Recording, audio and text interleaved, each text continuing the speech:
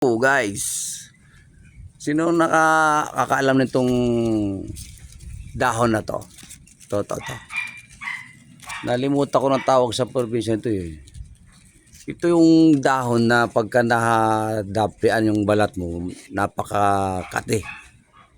Dahil matalim yung kanyang dahon.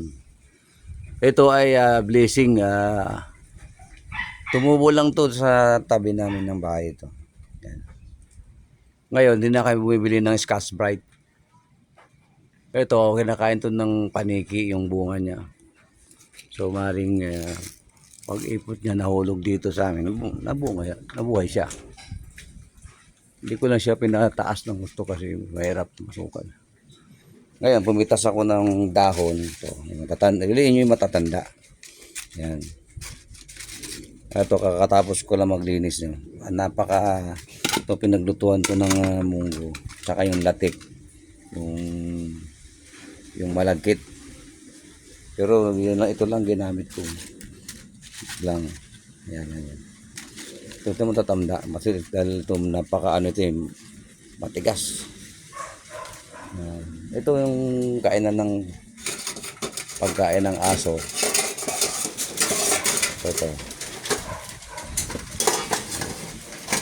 Nakita ko. Huwag kamay ito. Ito.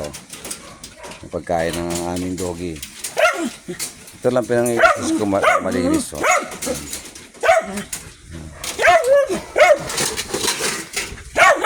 Ito. Huwag naman ito. So, pag meron kayong halaman na ganito, huwag niyong patayin. Alagaan nyo. Kasi pag nag-inis kayo ng kaldero, kawali, ito yung hindi nyo kailangan mabili Scotch Brite. Tsaka stencil. Okay. Kaya ganun lang yun, no? Dahon. Kaya i-isis lang yung ganyan. Ganyan, napakaingay.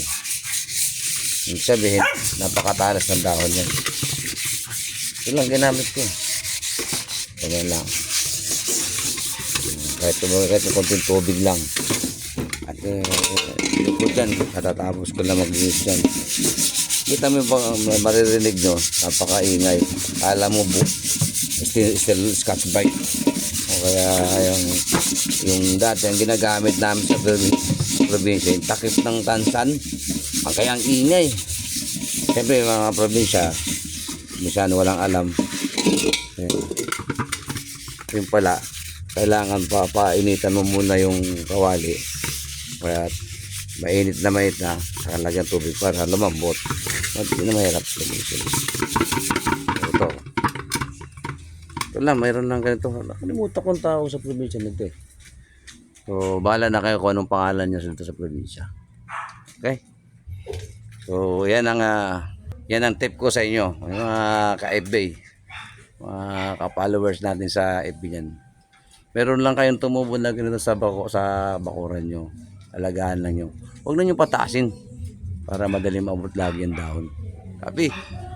Yan. Bukod sa napapakinabangan nito ng paglinis ng mga kawali, ay papakinabang ng ibon tulad ng paniki. Ito yung bunga na to. Hinog yan. Pag nakain nila yan, ito, kung saan sila dumaan, ipot, tutubo na rin yan. So, swerte, nag-isa lang to. Nakalimutan ko ng tawag nito sa probinsya. Okay, yan lang guys. Maraming salamat.